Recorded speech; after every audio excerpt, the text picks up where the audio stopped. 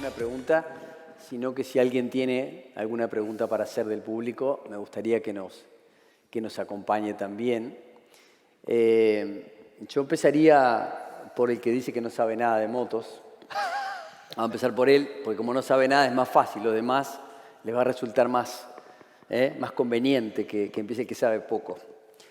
Germán, hiciste una exposición que naturalmente capaz que yo como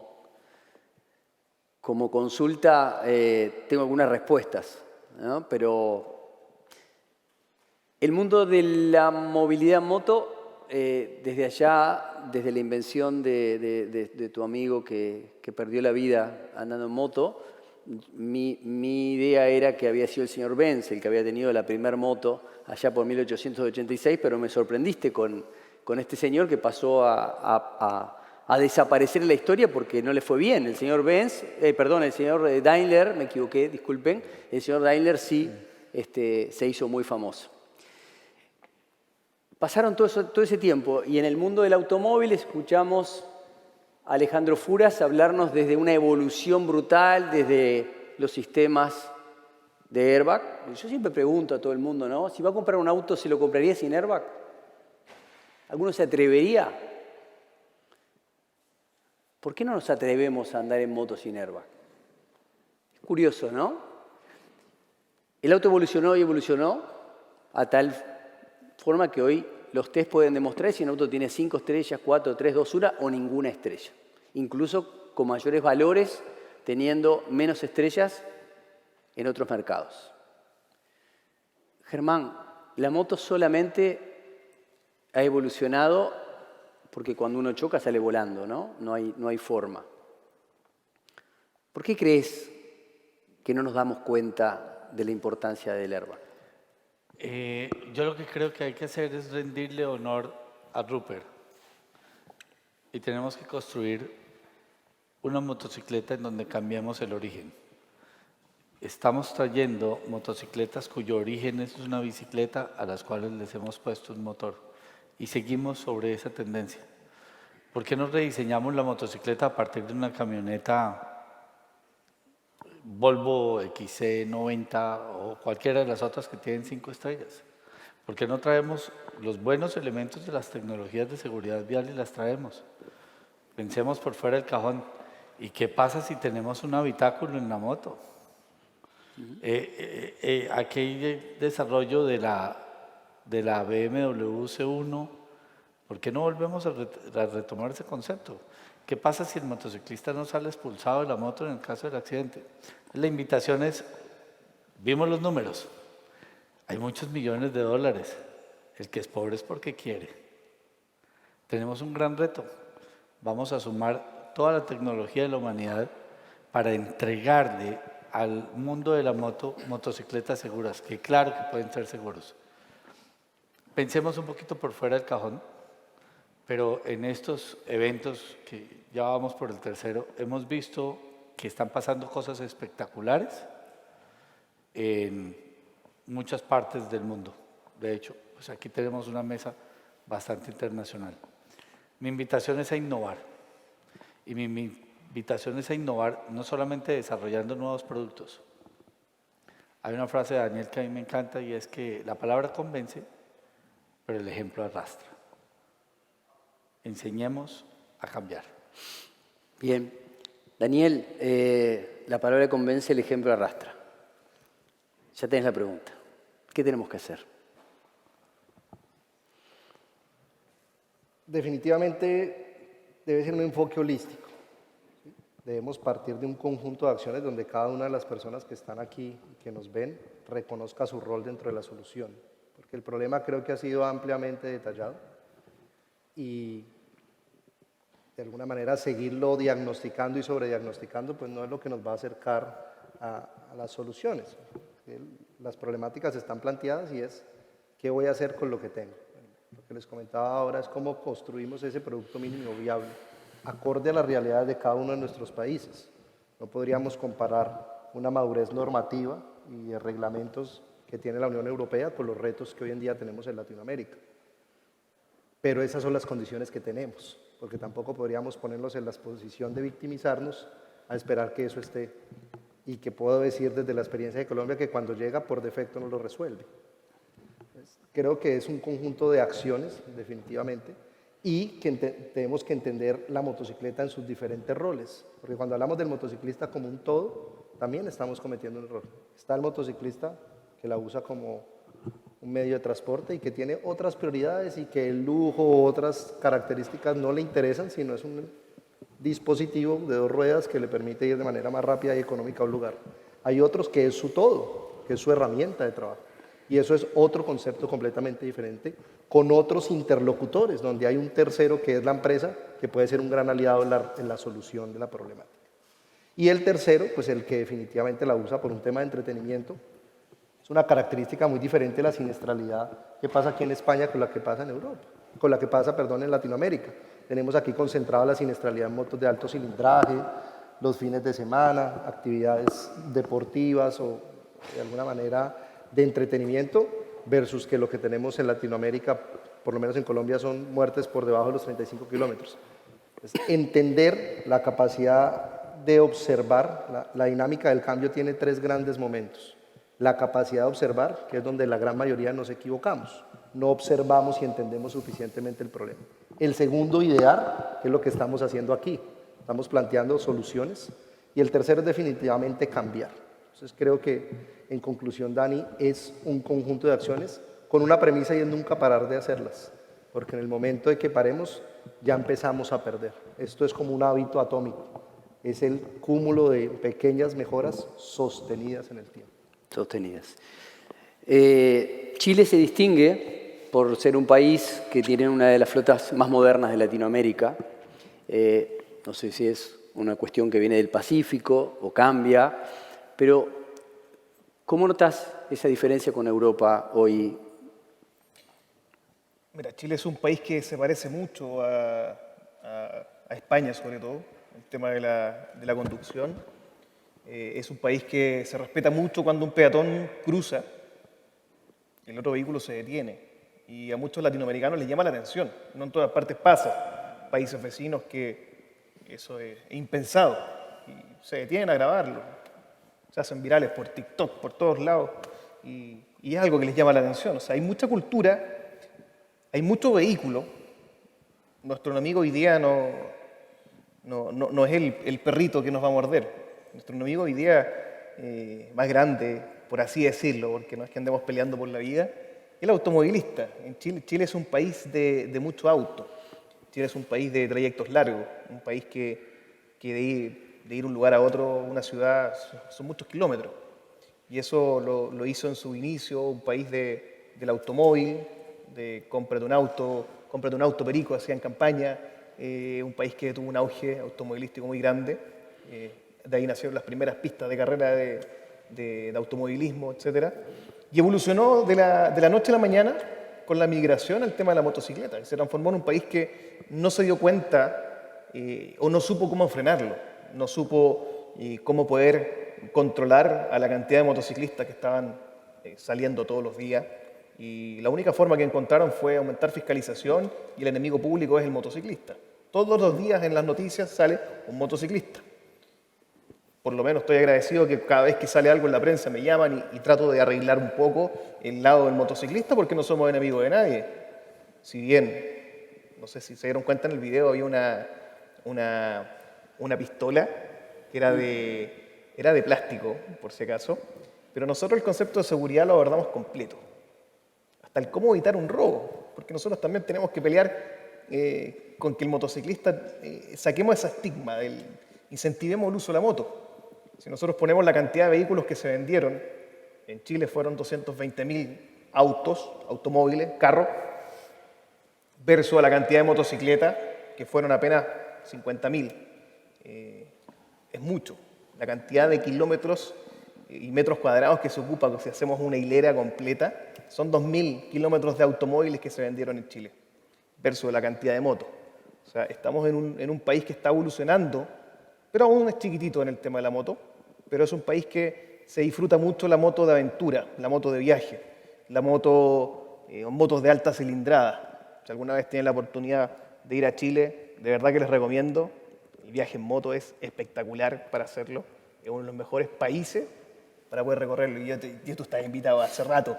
Tú me dijiste que te vas a ir de Uruguay a Chile En moto. en moto. Eso es una promesa. Lo prometo. Muy bien. Señor Xavi Vallejos, usted no le voy a hacer una pregunta. Le voy a dejar para que haga una reflexión sobre lo que vivimos hoy. Tuviste a Colombia, tuviste a Chile, tuviste al uruguayo Furas, que habló sobre el mundo de la seguridad y la tecnología. Así que solo resta, y después, por supuesto, que le vamos a dar la palabra a la gente que quiera consultar algo. Claro. Pues sí, aprovecho para, en primer lugar, agradecer estar en esta mesa, que no he participado como ponente todavía. Mi ponencia es mañana, hago una también mañana, pero es un privilegio poder estar con los representantes de Motoescuela de Uruguay, de Chile y de Colombia, nuestros embajadores allá. Para nosotros es un privilegio. Jamás hubiera podido imaginarme que podría decir esto. Tengo compañeros aquí de delegaciones en España, donde estamos en Barcelona, en Madrid, en Tenerife, en Valencia, en Tarragona, en Reus, en Alcalá de Henares, y la verdad que esto se está convirtiendo en algo bastante movido, bastante divertido. Empieza a ser interesante, ¿no? Es un privilegio y la verdad es que lo que diría es que realmente lo que veo es que las sociedades van evolucionando, pero necesitamos impulsarlas. Necesitamos decir, sí, vamos a hacerlo, ¿no? Y no tener miedo, ¿no? a impulsar a la sociedad, a decir lo que pensamos, ¿no? En ocasiones uno tiene que aceptar un rol en la sociedad, ¿no? Cada uno de nosotros tiene una especialidad o es bueno en algo, se dedica a eso en cuerpo y alma, y cuando esto lo haces realmente ves que la gente te acompaña, te ayuda, porque lo estás haciendo realmente con todo el corazón. La parte de la mañana y de la tarde, que ha sido diferente en el Congreso de hoy jueves, lo hemos hecho así por un tema de horario, con diferentes, no solo con los ponentes, sino con las conexiones en streaming, que a partir de las 14 horas aproximadamente se dispararon. Entonces sí que empezaron a conectarse gente, no solo de sus países, Colombia, Chile, de Honduras, de México, de Perú, o sea que me consta. Y en el formato que Dani había aconsejado, es decir, escoge un sitio cómodo, busquemos un sitio donde vengan los profesionales y dejemos que la gente en streaming disfrute del Congreso, ¿no? Y creo que ha sido un acierto, cosa que te agradezco, porque al final esto es mérito de todos, ¿no? Así que, bueno, en definitiva, muy contento de estar con vosotros compartiendo este momento que para mí es mágico. Lo imagino. ¿Alguna pregunta del público? Hoy Jaime Alguerzari habló sobre esa prueba de, si entendí bien, de lograr que Barcelona utilice las vías de los bus y de los taxis para el camino de las motos, ¿no? Yo soñé muchas veces con esa experiencia, ¿no? De decir, ¿cómo podemos hacer para separar los vehículos más pesados de nosotros los motociclistas para justamente no tener ese enfrentamiento de una masa de 1 tonelada contra una masa de apenas 150, 200 o 250 kilos, las más pesadas? Y me pareció realmente un desafío muy importante. ¿Qué piensa Barcelona de eso? ¿Quién se anima? Necesario. ¿Tenemos algún micro? Te vamos a alcanzar un micrófono, perdón, porque sería interesante que te escucharan bien. Gracias. Hola. En Barcelona se hizo, en un principio, la franja que hay anterior a lo que es el paso de peatones, que en muchas pasos de peatones hay una zona excluida donde pueden acceder los motoristas para ir entre los vehículos y ser los primeros que avanzan y no estar siempre metidos entre vehículos de más peso. Pero no hemos llegado al carril bus. Madrid, por ejemplo, sí lo tiene, Barcelona no. Pero sí tenemos alguna pequeña ventaja, se trabaja en ello. Perfecto. Yo hoy quiero, A ver, yo hoy quiero hacer un comentario y es, necesitamos superar como sociedad el nefasto discurso que el motociclista se muere por bruto e imprudente. Hemos creado durante años un sistema que no está diseñado para la moto y la segregación inadecuada del tráfico es parte de esa problemática. ¿Sí? Reconocer que el motociclista, al igual que el peatón, merece una calzada, que el usuario de la bicicleta merece un carril exclusivo, necesitamos propiciar espacios de segregación. Los países nórdicos que están teniendo los mejores resultados en seguridad vial, y aunque no tienen un componente de motos importante, los resultados los están teniendo en la segregación del tráfico, en la ingeniería. Seguir nosotros un poco caprichosos pensando que todo lo de seguridad vial lo vamos a solucionar con cambios comportamentales, no es el único camino y por eso es tan importante el conjunto de acciones. Sí, personas mejor formadas, sí, mejores elementos de protección personal y su uso masificado, sí, motos más seguras, pero también en una parte de nuestros estados que es importante y es entender unas vías que deben salvaguardar al motociclista y tolerarle el error. Entonces, todos estos pilotos, porque España, nosotros concebimos a España como un laboratorio de la movilidad en el que nosotros nos nutrimos. A veces cometemos el error simplemente de copiar y pegar allá sin entender nuestras realidades y fracasan, porque sirven acá por madurez en muchas cosas que allá no se tienen. Pero la segregación sí es una apuesta y que los motociclistas deben exigirlo de manera local. Los gobiernos locales deben hacer transformaciones reales que, como lo dicen los que más saben de este tema, la pintura no es infraestructura. Hay unas segregaciones reales, como se ven en el sureste asiático, como hay en otras regiones del mundo que tienen cifras efectivas. Y eso es importante tenerlo en cuenta, Dani. Naturalmente que yo creo que esa responsabilidad compartida, porque siempre echamos la culpa a los motociclistas, como decía Daniel, que somos, bueno, de alguna manera transgresores o que no nos comportamos correctamente, pero también demostramos que las estadísticas dicen de que cada 3 accidentes, 2 no es responsabilidad del motociclista. Entonces, a mí me gusta saber qué dicen los números, no lo que nosotros pensamos que puede ser, ¿no? Y me parece que poder entender que es una responsabilidad compartida para todos los gobiernos del planeta es, sin duda, una clave fundamental de entender de que todos tenemos responsabilidad y que los seres humanos siempre, siempre vamos a ser falibles. Tarde o temprano nos vamos a equivocar y tenemos que tener rutas que perdonen las equivocaciones. No puede haber una falla humana y un desastre humano. Tiene que perdonar la infraestructura de todas las ciudades donde la moto es parte de esa movilidad. Así que bueno, agradezco que me hayan... ¿Querés una pregunta? Sí, encantado. Sí, aparte de ser fotógrafo, soy de Barcelona y llevo moto cada día. Y un par de comentarios sobre la segregación y el autobús. Y no son carriles que en verdad sean compatibles, porque una cosa es lo del autobús y el taxi. Las motos la utilizamos, nos va muy bien, es verdad. Y hace muchos años se preguntó, se hizo como una prueba piloto, dejando fluir el tráfico de las motos por ese carril, y luego se preguntó a los taxistas y a los del autobús si les parecía que la prueba había funcionado, y evidentemente dijeron que no, porque para ellos no es bueno tener a las motos ahí. Y bueno, es verdad que yo como motorista no creo que sea la solución, pese a que la utilizamos, y es un vacío legal. De vez en cuando ponen alguna multa, pero dejan circular, y es ahí un entente que hay entre unos y otros. Y más o menos funciona, más o menos. No es la solución, pero se acepta.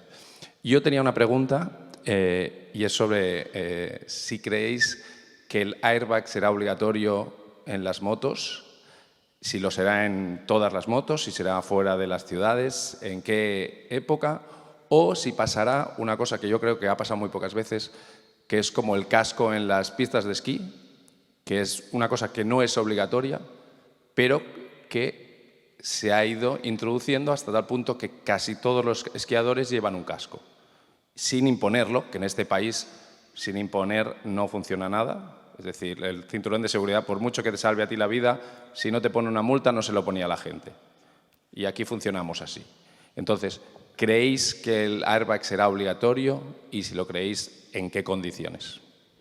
Bueno, Germán, te corresponde responder. Desde que lanzamos el airbag, en Latinoamérica más o menos recibo unos 254.342 insultos diarios de motociclistas diciendo que yo tengo un negociado con los políticos. Y en esencia creo que no es factible por ahora. Y te lo hablo desde la capacidad industrial. Coge cualquier país. Intenta salir a fabricar 12 millones de chalecos si pusiéramos el airbag obligatorio en España. Te lo digo, no hay un proveedor de telas que te venda los 24 millones de metros de tela certificada que se requiere para un tipo de prendas de estas. Es decir, ahorita es un absurdo. Claro, la administración trata de usar ciertas medidas de disuasión para impulsar la adopción, pero realmente lo que no tenemos es unos mecanismos de venta de la seguridad correctos. Por eso el casco cometimos el grave error de salir corriendo todos a obligarlos y salieron fábricas de no sé dónde a hacer cascos que no sirven absolutamente para nada. La verdad, el 95% de los cascos que yo he visto en estos 17 años serían muy buenas materas, pero para salvarle la vida a una persona no creo. Como fabricante, creo que no es viable. No deberíamos hablar de la obligatoriedad. Sin embargo, desde el punto de vista del cumplimiento de ciertas normas y lo que estamos tratando nosotros de cuidar es que la persona que usa una motocicleta como una herramienta de trabajo debería ser garante de las mismas normas internacionales que protegen otras profesiones.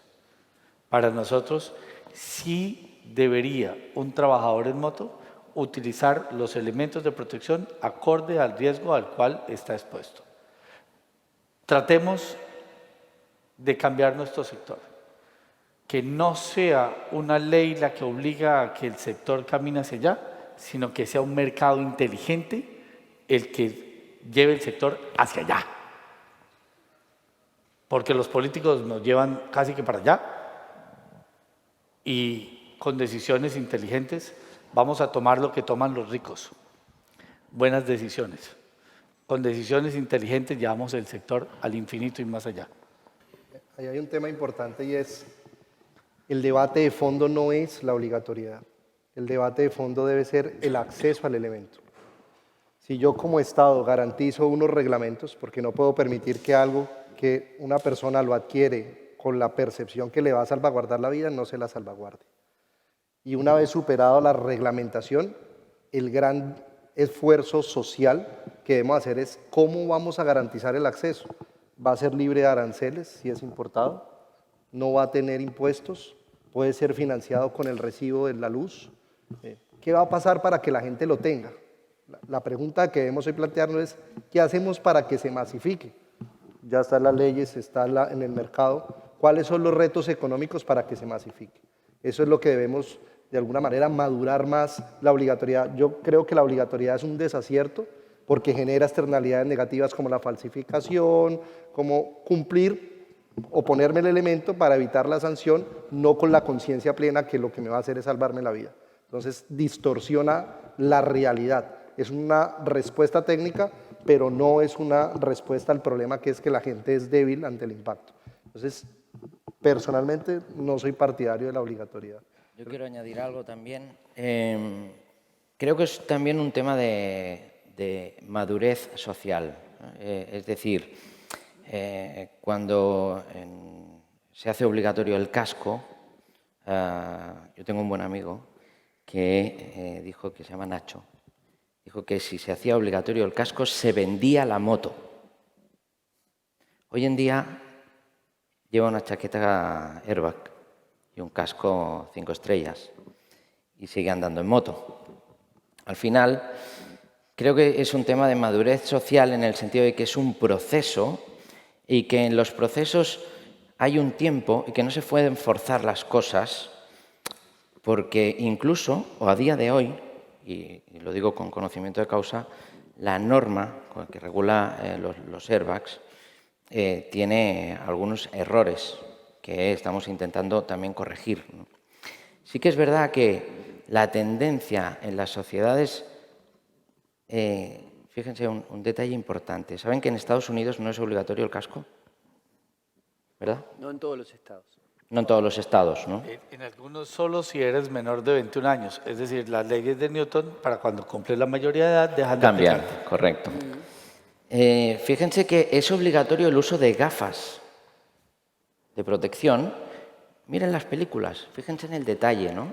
Película americana y el piloto, el conductor de una moto, se pone unas gafas y sin casco está cumpliendo la ley de allá. ¿Por qué? Porque si le entra algo en un ojo puede provocar un accidente y un daño. Pero si en ese siniestro se lesiona él. ¿Cuál es la diferencia? La capacidad de respuesta de la sanidad pública. Allá la sanidad es privada, por lo tanto el problema lo vas a tener tú. Sin embargo, aquí no. Por lo tanto, en todos los países, yo he podido visitar algunos, donde la sanidad es pública, la tendencia necesariamente será a proteger la vida, no del motociclista, de cualquier usuario, de cualquier vehículo, cualquier entorno que lo pueda lesionar. Por lo tanto, a medida que esas sociedades que tengan ese nivel de madurez vayan evolucionando, veremos que se van produciendo una serie de cambios. Yo creo que el ejemplo que ha puesto Vito, buen amigo, era el del casco, ¿no? Del casco de los esquiadores, ¿no? Creo que es un efecto de madurez. Y ahora, aquí, que no es obligatorio el airbag, estamos viendo cómo cada vez más se está introduciendo. En la escuela yo la fundé en 2008 y utilizamos airbags desde el 2009. La gente me dice, esto del airbag nuevo, nuevo será para ti. No es nuevo. Y ya está evolucionando. Eran solo airbags que protegían la parte de la columna vertebral, solo por la espalda. Ahora estamos evolucionando a nuevos airbags. Esto ayudará a la evolución. Por lo tanto, yo creo que veremos una evolución en el uso. Y la obligatoriedad yo creo que es muy probable que se dé. Yo diría que sí, que se dará. Y creo que debe darse en el momento oportuno y que todavía tardará unos años. ¿Querés hacer la última intervención? Yo tenía otra. Algo cortito. Mira el tiempo. Yo creo que es importante también lo que se ha hecho en el rol social, la implementación de la tecnología en las carreras. Finalmente, todos tenemos un héroe y esos héroes está corriendo en el Dakar, está corriendo en el MotoGP, y son importantes esos pasos. Y también tenemos que replicarlos a estos héroes o más cercanos, roles sociales, embajadores, incluso influencers o lo que sea, de empezar a mostrarlo. O sea, es algo que tiene que masificarse con el contacto humano, yo ocupo el airbag, ocupo mi airbag y me preguntan, oye, ¿cómo funciona? O sea, de verdad, esto es de la NASA. De verdad que no creo que sea así. ¿Qué pasa? Hay que enviarlo. No, es súper sencillo. Y listo, ando con una botella, lo muestro, feliz. A la gente le llama la atención porque todavía tiene esa creencia de que es algo inalcanzable y es importante empezar a masificarlo. O sea, los que estamos acá ya sabemos lo fundamental y lo vital. Yo ya no puedo andar, y lo comentábamos, yo ya no puedo andar en la moto y no conectarme al airbag. Me ha pasado una que otra vez, me voy en auto, me van a buscar y después tengo la moto y tengo la oficina y tengo casco y equipamiento por todos lados, entonces de repente ando sin mi airbag y me siento extraño. Como subirse al auto sin cinturón, o sea, uno anda pensando que va a traer justo la ley del justo. Y yo les diría a ustedes, si alguno sale sin casco, qué raro se sentiría, ¿no? Y seguramente hace 20 años nos parecía bien, incluso hasta incómodo aquel casco. Entonces, yo quiero cerrar con lo que le dije al principio. A mí me interesan los resultados, solamente. Me encanta todo lo que hablemos, pero a mí me gustan los resultados. En mi país, Uruguay, tenemos 12 muertos cada 100.000 habitantes. Y gastamos 1.500 millones de dólares cuando solamente somos 3.200.000 habitantes. ¿Escucharon bien? 1.500 millones de dólares producto de la siniestralidad. ¿Cómo no va a ser importante cambiar la vida de la gente? ¿Cómo no va a ser importante, yo lo decía Daniel, un trabajador en Montevideo que hace un trabajo de repartidor, trabaja 14, 15 horas por día? ¿Ustedes se imaginan si duerme? No, no duerme. ¿Ustedes se imaginan que ve a la familia? No, no ve a la familia. ¿Cómo no va a tener que ser obligatorio para ese trabajador cuando puede ser subsidiado? Cuando le podemos salvar la vida y cuando esa herramienta que generalmente, y les diría hoy casi en un 90%, mañana se los voy a contar, son migrantes que llegaron a esa puntita del cono sur a encontrar una vida. Entonces, la pregunta no es si es o no obligatorio, la pregunta es, todos tenemos que pensar que la vida humana no tiene precio. Gracias por habernos acompañado. Pues, ¿sabes una cosita?